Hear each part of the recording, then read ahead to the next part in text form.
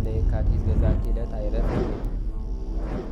ቅዱስ ኤፍሬም መታሰቢያው ነው። በረከቱ በዚችም ዕለት የጴጥሮስና የሶፊያ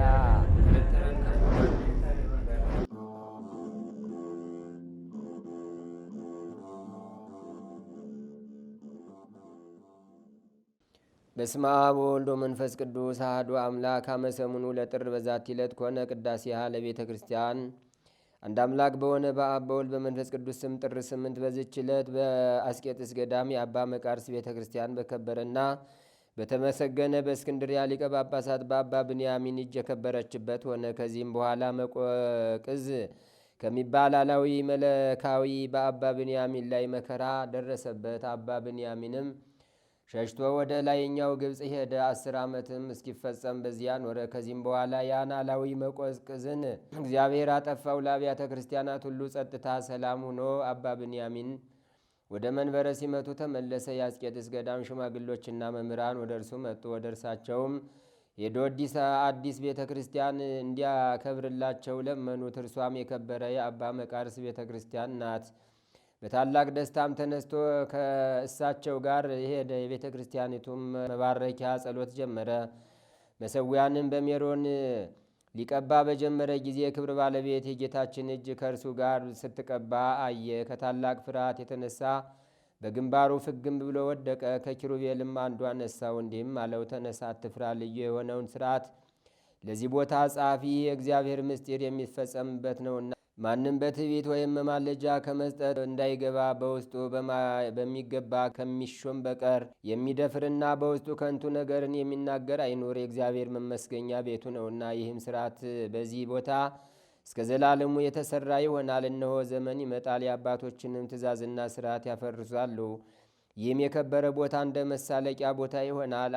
አባ ብንያሚንም ይህች የእግዚአብሔር ቤት የሰማይ ደጅ ናት አለ። ይህንንም ከኪሩብ ጋር ሲናገር ከቤተ ክርስቲያኒቱ በስተ ምስራቅ ተመለከተ። አንድ መልኩ የሚያምር ጽሕሙ የረዘመ ፊቱም እንደ መልአክ ፊት የሚያበራ ሽማግሌ አየ።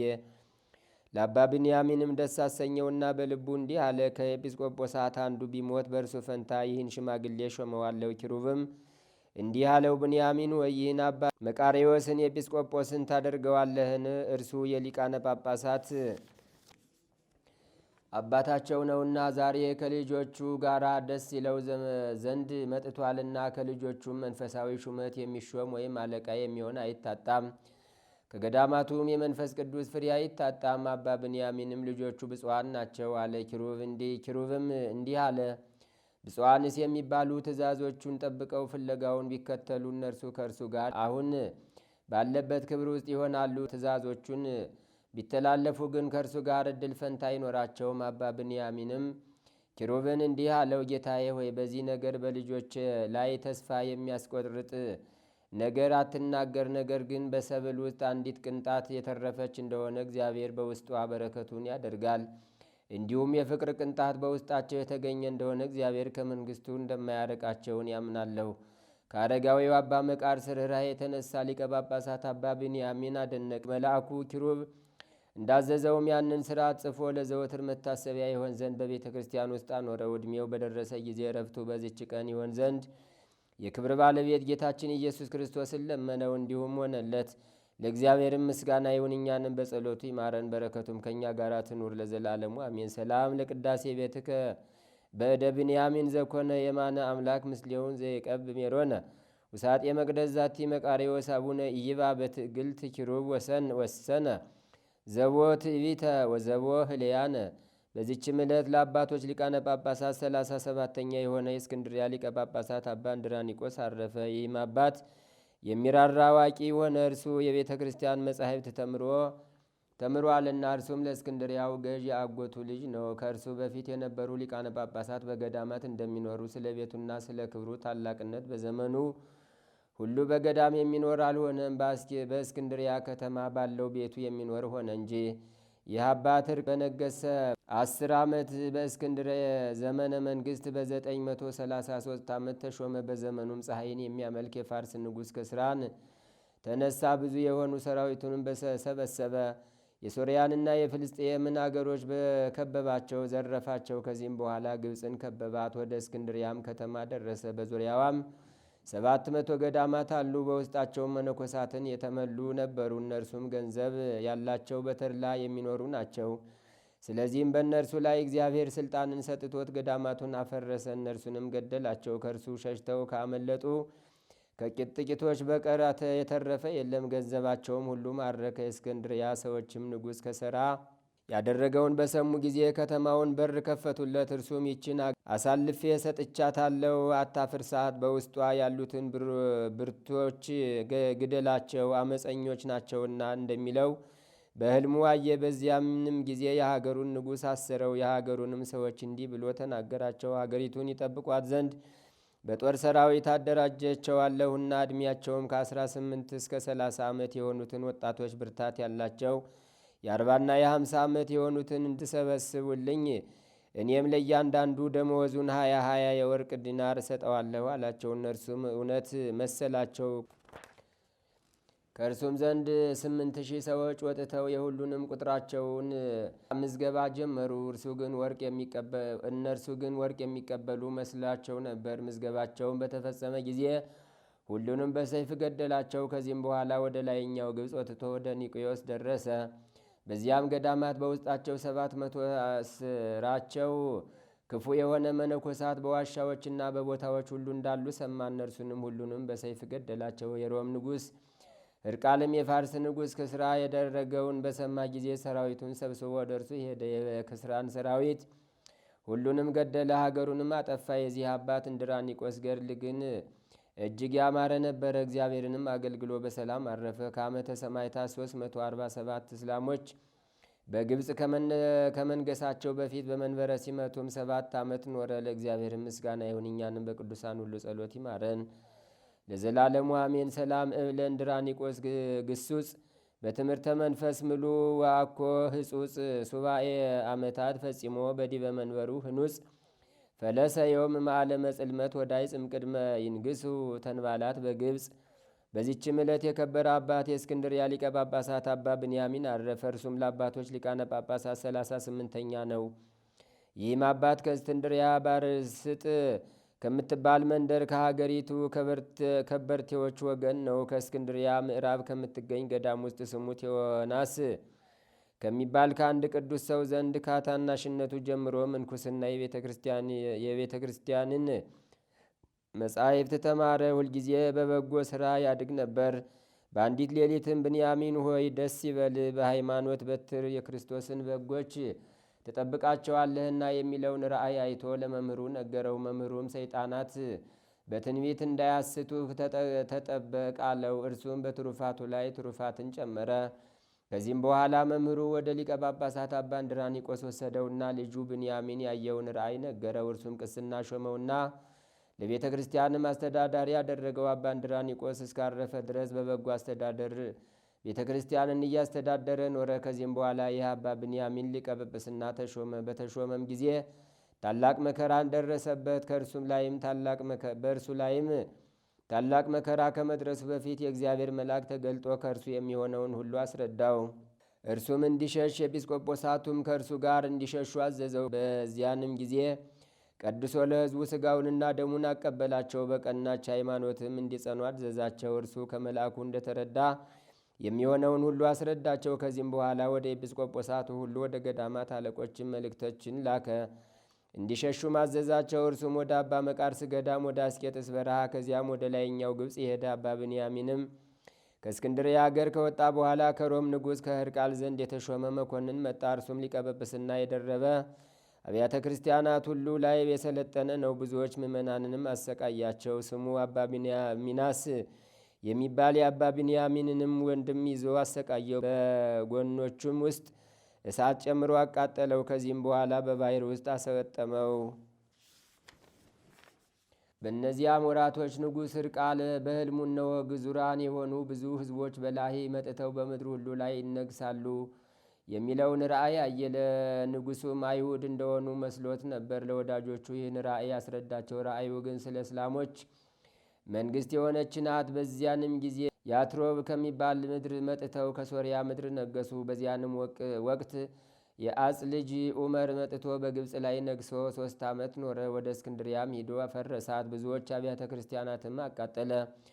ከታችኛው ምድር ከባሕር ዳር ያለች የታወቀች የወንጌላዊ ቅዱስ ማርቆስን ቤተ ክርስቲያንንም እንዲሁም በእስክንድሪያ አገር ዙሪያ ያሉ ብዙዎች ገዳማትን አቃጠለ። በውስጣቸውም ያለ ገንዘባቸውን ሁሉ ማረከ። ከዚህም በኋላ የጭፍራ አለቃው ቅዱስ ማርቆስን የቤተ ክርስቲያኒቱን መርከቦች ወሰደ። እጁንም ወደ ሳጥን አስገብቶ ሲዳስስ የቅዱስ ማርቆስን ሥጋ አገኘ። ታላቅ እንደሆነም አውቆ በመርከብ ውስጥ በክብር አስቀመጠው። ወልደ አጽ ዑመር ግን የአባ ቢንያሚንን ሥራ ስለምን እንደሸሸም ባወቀ ጊዜ መልእክትን ጻፈለት። እንዲህም አለውና ናትፍራ፣ ወገኖችን አብያተ ክርስቲያናትንም አስተዳድራቸው። አባ ቢንያሚንም ሕርቃል በነገሰ በ10 ዓመት እስላሞች በነገሱ በ7 ዓመት ከሸሸበት ቦታ መጣ።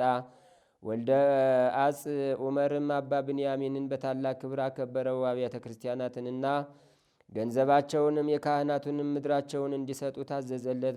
በ5ቱ ሀገሮች ላይ እነግስ ዘንድ ወደ ምዕራብ አገር እሄዳለሁና ሄደ ስለ እኔ ጸልይልኝ፣ በተመለስኩም ጊዜ የምትሻውን ሁሉ አደርግልሃለሁ አለው። አባ ብንያሚንም እግዚአብሔር መንገድህን ያቅናልህ አለው። በእርሱ ላይ የሚሆነውንም ሁሉ ነገረው። በዚያም ጊዜ መርከቦቹን እንዲያቀርቡለትና እንዲሄድም ፈለገ። በወደቡም ውስጥ መርከቦችን አዘጋጁለት። ያችንም የወንጌላዊ ማርቆስ ራስ በውስጡ ያለበትን መርከብ በገመድ አስረው ጎተቷት፣ ግን አልወጣችም። መርከበኞቹም ሁሉ ተሰብስበው ቢስቧት ከቦታው አልተንቀሳቀሰችም። የመርከቡም ሹም ፈራ። በውስጣ የቅዱስ ማርቆስ ራስ ስላለባት ስለዚያች መርከብ ለዑመር ነገረው። ዑመርም ለአባ ብንያሚን ይህን ነገረው። ቅዱስ ማርቆስም ለአባ ብንያሚን በሕልም ተገለጠለትና ቦታ አዘጋጅልኝ አለው። አባ ብንያሚንም በሰማ ጊዜ ተነስቶ ወደ መኮንኑ ሄደ። በመርከቡ ውስጥ ያለችው የከበረ የወንጌላዊው ማርቆስ ራስ እንደሆነች አስረዳው። ከዚህም በኋላ አባ ብንያሚን የከበረ ማርቆስን ራስ ከመርከብ ውስጥ አውጥቶ ወሰዳት። በዚያንም ጊዜ መርከቢቱ ከወደቡ ወጣች። ገዢው መኮንን ዑመርም ይህን አይቶ እጅግ አደነቀ። ብዙ ገንዘብም ሰጥቶ ለከበረ ማርቆስ ቤተ ክርስቲያን እንዲሰራለት አዘዘው። ያማረች ቤተ ክርስቲያንንም ሰራ። የቅዱስ ማርቆስን ሥጋ ራሱንም በውስጧ ኖረ። ይህ አባት ብንያሚን አረማውያንን ስለ ማስተማር እጅግ ተጋዳይ ሆነ። ከእነርሳቸውም ብዙዎቹን ወደ ቀናች ሃይማኖት መለሳቸው፣ አጸናቸውም። በዚህ አባት ዘመንም ከእርሱ አስቀድሞ እንደ እርሱ ያልሆነ እጅግ ታላቅ የሆነ ረሃብን እግዚአብሔር በሀገሩ ሁሉ አመጣ። ቁጥር የሌላቸው ብዙ ሰዎችም ሞቱ።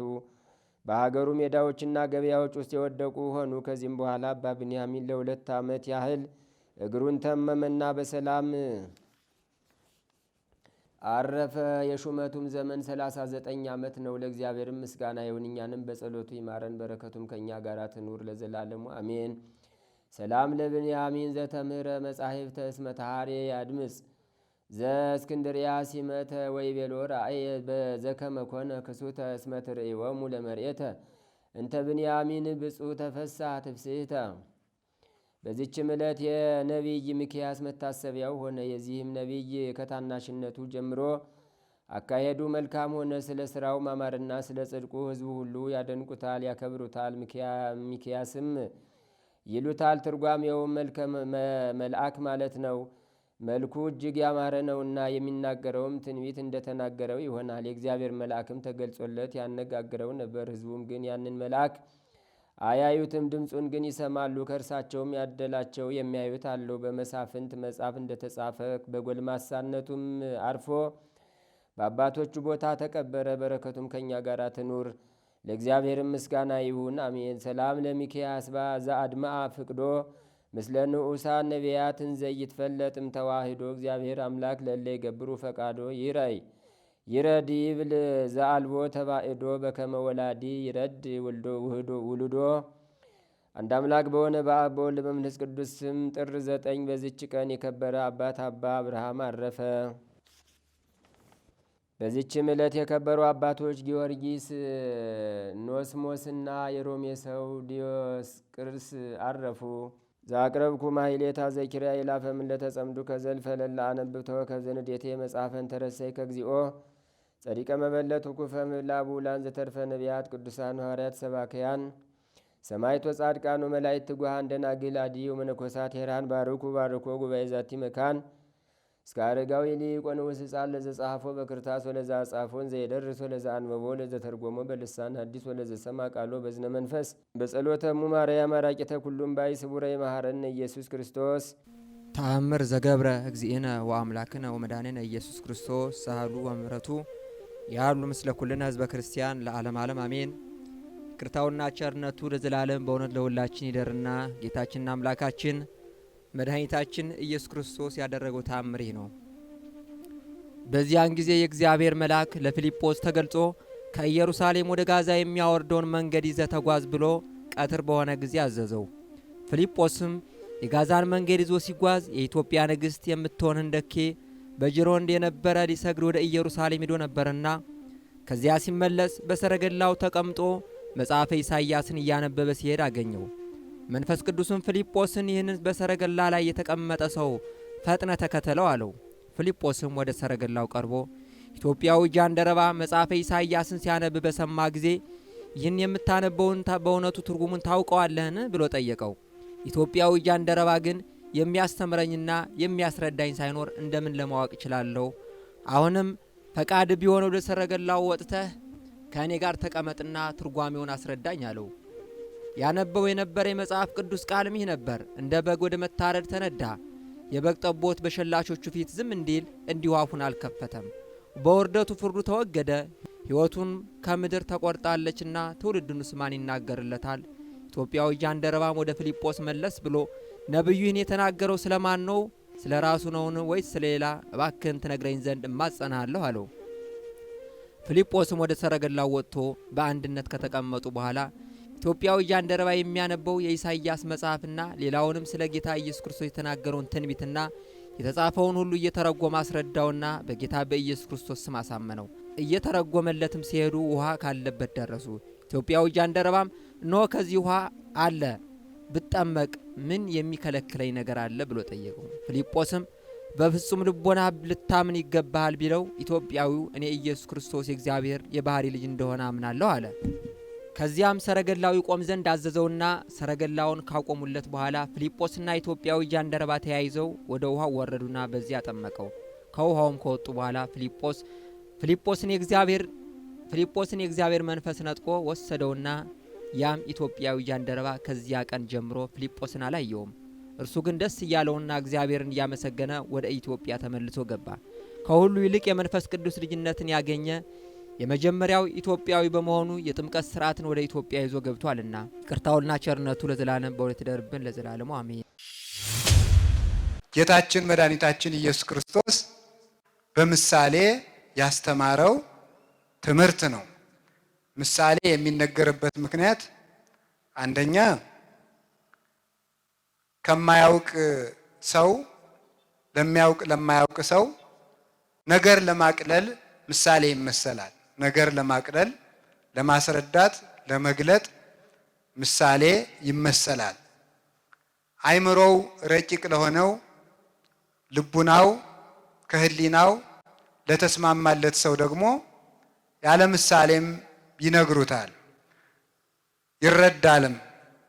ሁለተኛ ደግሞ ምሳሌ ተመስሎ የሚነገረው ከክፉ ሰዎች ምስጢር ለመሰወርና ሀብተ መንፈስ ቅዱስ እንዲሁ በስንፍና የምትገኝ ስላልሆነች ጥረው ግረው ለፍተው እንዲያገኟት በምሳሌ ይመሰላል ማለት ነው። አይምሮ ላለው እስመ ኩሉ እስመ ለዘቦ ይሁብዎ፣ አይምሮ ላለው ሰው ምሳሌ ይመስሉለታል። ወይ ወስክዎ፣ ላለው ሰው ይሰጠዋል ይጨምሩለታል ይላል። ላለው ይሰጠዋል ይጨመርለታል ማለት ላለው ይሰጠዋል ማለት አይምሮው ለቀና ሰው ምሳሌ መስለው ይነግሩታል። ወይ ወስክዎ፣ ምስጢሩን ተርጉመው ይጨምሩለታል። ወለዘስ አልቦ፣ አይምሮውን ላጣ ሰው ግን እመዲ ቦ ያሃይድዎ፣ አይምሮ ለሌለው ሰው ግን ያኑ ምሳሌውን ይመስሉበታል እንጂ አይመስሉለትም። ያኑ አይምሮውን ነስተው በግዕዘ እንስሳ ያቆሙታል። ምሳሌውን ከመረዳት ወደ አለመረዳት ያወጡታል፣ ምስጢር ይሰውሩበታል። ስለዚህ ምሳሌ በመጽሐፍ ተመስሎ የተጻፈበት ምክንያት አንደኛ ምስጢር ለመግለጥ ነው። ሁለተኛ ምስጢር ለመሰወር ነው። ምስጢር ለመግለጥ አይምሯቸው ለቀና ለበቁ ለቅዱሳን፣ ምስጢር ለመሰወን ጽነት ላለባቸው ለመናፍቃን፣ ለስጋውያን፣ ለአጋንንት ምስጢር ይሰወርባቸዋል፣ በምሳሌ ይነግሩባቸዋል። እነሱ ሰሙን ይዘው ይኖራሉ፣ ቅዱሳን ደግሞ ወርቁን ያገኛሉ። ስለዚህ ጌታችን መድኃኒታችን ኢየሱስ ክርስቶስ በምሳሌ ያስተምር የነበረው ስለዚህ ነው። መጽሐፍ ቅዱስን ስንማርና ስንመለከት ማስተዋል ያለብንም ለዚህ ነው። ለበቁት ተመስሎላቸዋል፣ ለክፉዎች ደግሞ ተመስሎባቸዋልና ከተመሰለባቸው ወገን እንዳንሆን የተመሰለላቸው የተረዱትን ያስረዱን ዘንድ ከተመሰለላቸው ሲያስተምሩ ከእግራቸው ሲጸልዩ ከረዴታቸው በመጠጋት ምስጢሩን እንረዳለን ማለት ነው። ያንን ምስጢር ከአበው ያገኘነውን እንማራለን ማለት ነው። ካልሆነ ግን ሳይማሩም ወይም ሳይበቁ የበቁትንም ሳይፈልጉ የእግዚአብሔርን ምስጢር እንዲሁ እረዳዋለሁ ቢሉ ፈጽሞ አይገናኙም፣ ሰው ከእግዚአብሔር እቅፍ ከመውጣቱ በስተቀር ማለት ነው። አንድ ሰው መጽሐፍ ቅዱስን ብድግ አድርጎ ዝም ብሎ ተሸክሞት ሲመለከተው ቢል ምስጢር አይረዳው።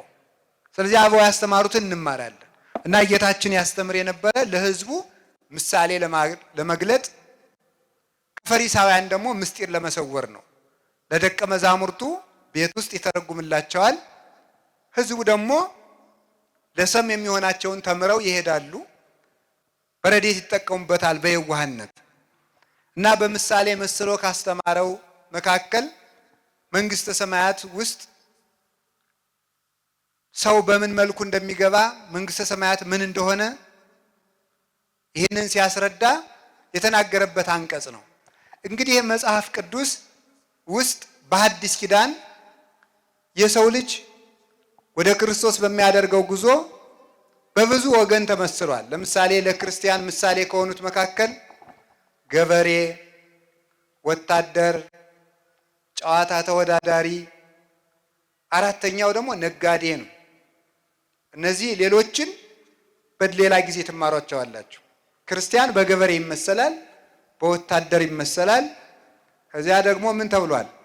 በሩጫ ይሄ በዘመኑ የቅዱስ ጳውሎስ መልእክት የተጻፈበት ጊዜ በግሪክ የቡጢ ወይም ዛሬ ቦክስ የሚባለው ነው አይደል? የሱ ውድድር የነበረበት ጊዜ ስለነበረ በእነዚያ ተወዳዳሪዎችና በሩጫ ተወዳዳሪዎች መስሎ ሁሉ አስተምሮበታል። እኔ ቡጢ ሰልጥኑ ግን አላልኩም። የተጻፈበት ምክንያት በዘመኑ ምሳሌ እንደዚያ ብሎ ተጽፏል ማለት ነው። ልክ ደግሞ እንደዚሁ ሁሉ በነጋዴ ነው። አሁን ዛሬ ሁላችሁም ራሳችሁን ነጋዴ አድርጋችሁ ሳሉ። ሁላችሁም እኔ ነጋዴ በሆን በቃ አሁን እንግዲህ እኔ የመንግስተ ሰማያት ነጋዴ ነኝ። ምክንያቱም ጌታ ምን ብሏል? መንግስተ ሰማያት መልካም ዕንቁን የሚፈልግ ነጋዴ ትመስላለች ብሏል። አሁን እዚህ ውስጥ የተቀመጥነው ሁላችንም ለንግድ ነው። ነጋዴ የሚያወጣው አለ፣ የሚያጣው አለ፣ የሚያገኘው አለ፣ የሚያተርፈው አለ፣ የሚያከስረው አለ፣ የሚያማክረውም አለ። እነዚህን ለይቶ ማወቅ አለበት። ምን አወጣለሁ፣ ምን አጣለሁ፣ ምን አገኛለሁ፣ ምን እከስራለሁ ማለት የነጋዴ አንዱ እኮ ተመልከቱ። ነጋዴ የሚያሰኘው አንዱ ምንድን ነው? ምን ይመስላችኋል? የመጀመሪያው ምን ያበላል የሚል ማወቅ አለበት። አሁን የሚሸጥ ምንድን ነው? ድንች በሚሸጥበት ጊዜ ጓያ የሚሸጥ ከሆነ ይከስራል ማለት ነው። ሰውዬ የሚሸጠውን አሁን ምንድን ነው የሚያበላ? ትክክለኛው ንግድ ምንድን ነው ብሎ ንግድ ማወቅ አለበት። የት ነው የምነግደው ብሎ ደግሞ ማወቅ አለበት አንድ ሰው ማለት ነው። አሁን አንድ ሰው ገዳም መጥቶ ከረሚላ ቢል ይከስራል። የሚሸጥበትን ማወቅ አለባችሁ ማለት ነው። የት እንደሚሸጥ ካልታወቀ ይከስራል። ንግድ ጊዜ አለው። ንግድ ምንነት አለው። የትነት አለው። መቼት ነው የሚባለው። በዚህ በስነ ጽሁፍ ቋንቋ መቼት ይባላል። መቼና የት ማለት ነው። መቼት የሌለው ክርስቲያን እንዴ! የስነ ጽሁፍ ባለሙያዎች መቼት እያሉ እናንተ መቼት አልባ ትኖራላችሁ እንዴ? መቼና የትን ለይተን ማወቅ አለብን። መቼ ነው የሚያዋጣኝ፣ የት ነው የሚያዋጣኝ ብሎ መናገር አለበት። እንኳን ንግድ እኮ ንግግር ያለ ጊዜውና ያለ ቦታው ከተነገረ ያጠፋል። ያለ ቦታ መልካም ንግግር ቢሆን እንኳን ወብዙ ነገር ዘእነግረክሙ ወባይቱ ይትክሉ ጻዊሮቶ ይይዜ። ጌታ ያለ ምንድን ነው? የምነግራችሁ ነገር ነበረኝ፣ ነገር ግን ዛሬ ልትሸከሙት አትችሉም ይላል። ጊዜ አለው። ሰው የሚሰማበትም ጊዜ አለው፣ የሚናገርበትም ጊዜ አለው። ለሁሉም ነገር ጊዜ አለው። ያለ ጊዜው መከራ ብቻ ሳይሆን ጸጋ ራሱ ጥፋት ነው። ያለ ጊዜው ከመጣ ጸጋም ቢሆን ያጠፋል። ጊዜ ያሻዋል በእውነቱ ማለት ነው። ጊዜውን ጠብቆ ታግሶ መቆየት ይገባል። ተአገሶ ለእግዚአብሔር ወቀፍ ፍኖቶ ወውእቱ ይሬሰየከ ከመ ትረሳ ለምድር። እግዚአብሔርን ታገሰው ቆየው፣ እርሱም ርስትን እንድትወርስ ያደርግሃል ይላል ቅዱስ ዳዊት። እና የሚነግደውን መቼ የሚነግደውን የት የሚያውቅ እንደገና የሚነግደውን ምንነት የሚያውቅ አንድ ሰው እግዚአብሔር ያሳያቸው። ንግዱ የንግዱ ወረት 100,000 ብር የሚዝናናው በ200 ሺህ ብር ከሆነ ይሄ ነጋዴ ነው ምንድን ነው? ቀልደኛ መሆን አለበት ማለት ነው። 100,000 ብር ያወጣል። 100,000 ብር አይነቱ ነው። ወይም 100,000 ብር ያተርፋል፣ 200,000 ብር ያወጣል። ነጋዴ ማለት በራሱ እኮ በኢኮኖሚክስ ትምህርትም እናንተ እንደምትሉት እኔ ተውሸ ነው እንደምትሉት እኮ አንድ ሰው ነገደ የሚባለው ወጪው አንሶ ገቢው ሲበዛ ማለት ነው። ይሄ ነጋዴ ይባላል። ወጪው አንሶ ገቢው ሲበዛ ይሄ ሰው እየነገደ ነው ይባላል። ሀገርም አደገች የሚባለው እንደዚያ ነው። እንግዲህ እሱን ለገቢዎች ሚኒስቴር እንተዋለን፣ የሚያገባኝ ነገር የለም። ዋናው ሀገርም አደገ የሚባል ጥቂት አስወጥታ ብዙ ስታስገባ ነው። እንደሱ ነው እንጂ በሬ ኤክስፖርት አድርገን ቆዳና ሌጦ አስገብተን ሀገራችን አደገች አንልም አይደል? ሀነ ነፍሱ ሰጠን ሙት ቆዳ ተቀብለን ኢትዮጵያ በለጸገች መቼም አንልም አይደል? ስለዚህ ምን ያሻዋል ማለት ነው? ወጪውና ገቢ ተለይቶ መታወቅ አለበት ማለት ነው። ዝም ብሎ እኮ ሰው እኮ እና ንግድና ወጪና ገቢ መታወቅ አለበት። እና የምናወጣው ጥቂት የምናገኘው ብዙ። ኑሮ ማለት ይሄ ነው። በአጠቃላይ በምድር ያለ ነው የህይወታችን መንገድ ኑሮ ነው። አጠቃላይ የሰው ልጅ ኑሮ በራሱ ንግድ ነው። ፖለቲከኞች ይላሉ አይደል? በጣም ምንድን ነው የሚባለው? ማን ኢዝ ባይ ኔቸር ፖለቲካል አኒማል ይባላል አይደል? ሰው በተፈጥሮ ፖለቲካዊ። እኔ አላልኩም፣ እናንተ ነው ያላችሁት። ሰው በተፈጥሮ ፖለቲካዊ ነው እኔ ያልኩኝ። እንስሳ ያላችሁ እናንተ ናችሁ። ራሳችሁን እንስሳ አትበሉ። ስለዚህ ሰው በተፈጥሮ ፖለቲከኛ ነው ይላሉ። እንግዲህ ፖለቲከኞች ነው እንደዚያ የሚሉት።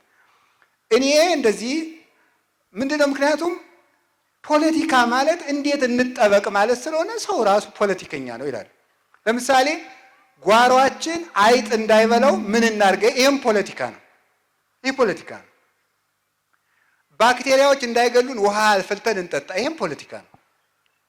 ፖለቲካ እንዴት ተጠንቅቀን እንኑር ስለሆነ ይህም ቢሆን ፖለቲካ ነው ነው የሚሉት። እንግዲህ ለባለሙያ እንግዲህ እሱንም ለፖለቲከኛ ትቻለሁ።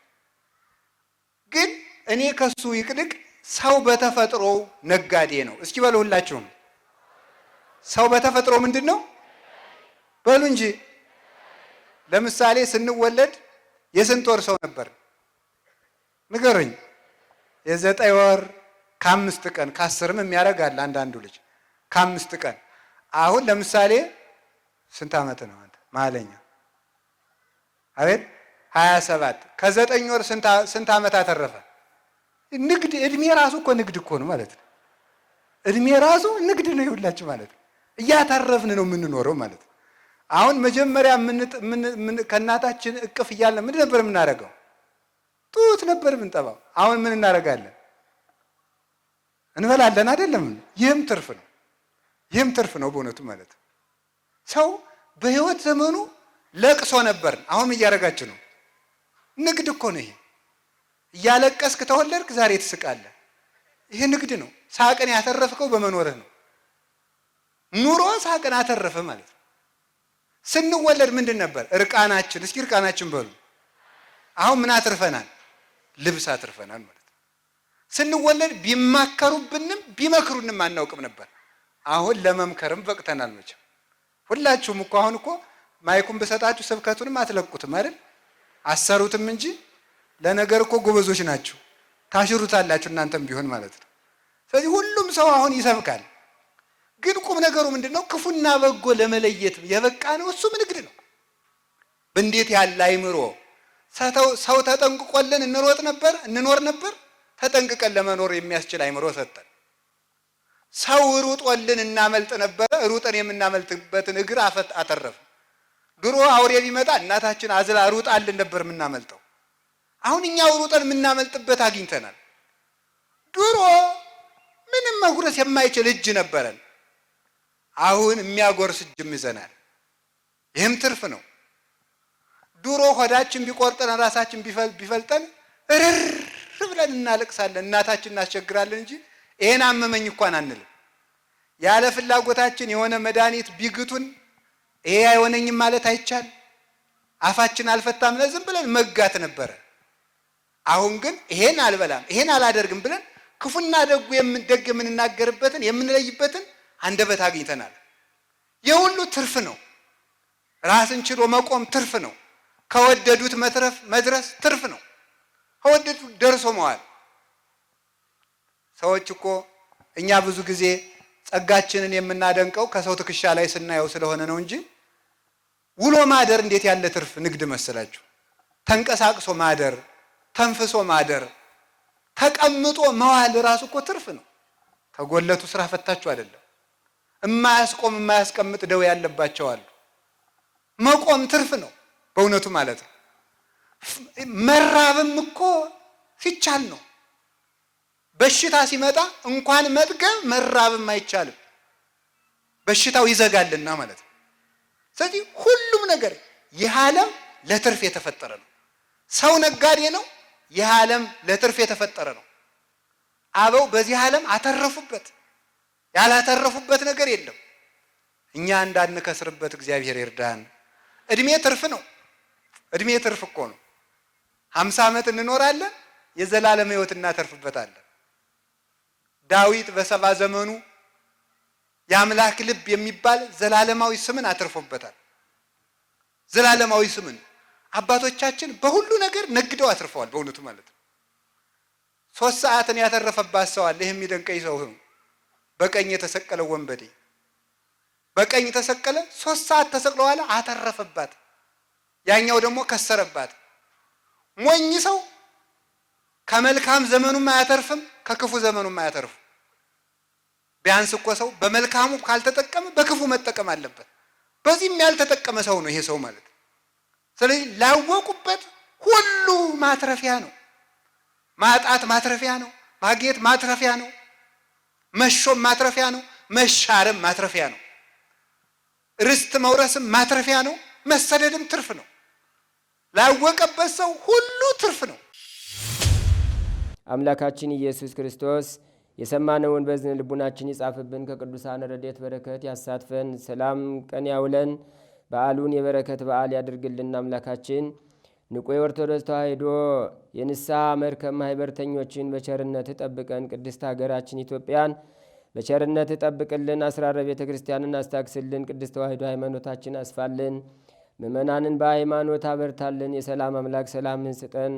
ቀኑን ባርከ ቀድሰ በሰላም አውለን። አቡነ ዘበሰማያት ይትቀደስ ስምከ ትምጻእ መንግሥትከ ወይኩን ፈቃድከ በከመ በሰማይ ከማሁ በምድር ሲሳየነ ዘለለ ዕለትነ ሀበነ ዮም ወኅድግ ለነ አበሳነ ወጌጋየነ ከመ ንሕነኒ ንኅድግ ለዘአበሰ ለነ ኢታብአነ እግዚኦ ውስተ መንሱት አላ አድኅነነ ወባልሐነ እምኩሉ እኩይ እስመ ዚአከ ይእቲ መንግሥት ኃይል ወስብሐት ለዓለመ ዓለም። በሰላመ ቅዱስ ገብርኤል መልአክ ኦ እግዝእትየ ማርያም ሰላም ለኪ ድንግል በሕሊናኪ ወድንግል በሥጋኪ እመእግዚአብሔር ጸባኦት ሰላም ለኪ ቡሩክት አንቲ እምአንስት ወቡሩክ ፍሬ ከርስኪ ተፈሥሒ ፍሥሕት ኦ ምልዕተ ጸጋ እግዚአብሔር ምስሌኪ ሰአሊ ወጸልይ ምህረታ በፍቅር ወልድኪ ኢየሱስ ክርስቶስ ከመ ይሥራይ ለነ ኃጣውኢነ ተማኅፀነ ብኪ ኦ ተወካፌ ንስሐ ወሰራይ ኃጢአት ኢየሱስ ክርስቶስ ስረይ ኃጢአትየ ወኃጢአተ ኩሉ ሕዝብ።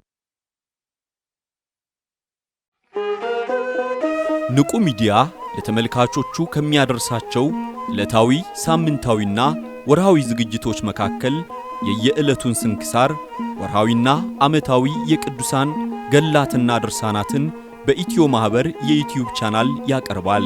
የየዕለቱን ስንክሳር ባሉበት ሆነው በማድመጥ እንዲሁም ወርሃዊና ዓመታዊ የቅዱሳንን ዜና ሕይወታቸውን በማድመጥ ከቅዱሳኑ በረከትና ረድኤት እንዲያገኙ ንቁ ሚዲያ የሁል ጊዜ ምኞቱ ነው። በየዕለቱ የሚለቀቁ ዜና ቅዱሳንን ላይክ፣ ሼር እና ሰብስክራይብ በማድረግ አገልግሎቱን ይደግፉ። ንቁ ሚዲያ ርቱ የቤተ ክርስቲያን ልሳን